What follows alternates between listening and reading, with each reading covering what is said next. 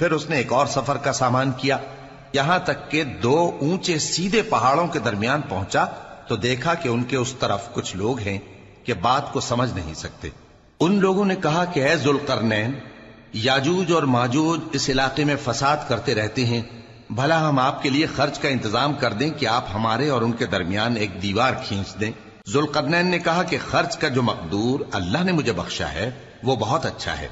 تم مجھے قوت بازو سے مدد دو، میں تمہارے اور ان کے درمیان ایک مضبوط رکاوٹ بنا دوں گا۔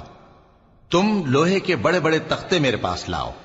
چنانچہ کام جاری کر دیا گیا، یہاں تک کہ جب اس نے دونوں پہاڑوں کے درمیان کا حصہ برابر کر دیا اور کہا کہ اب اسے دھوکو، یہاں تک کہ جب اس کو دھونک دھونک کر آگ کر دیا تو کہا کہ اب میرے پاس تانبا لاؤ کہ اس پر پگھلا کر ڈال دوں۔ پھر ان میں یہ قدرت نہ رہی کہ اس پر چڑھ سکیں اور نہ یہ طاقت رہی کہ اس میں نقل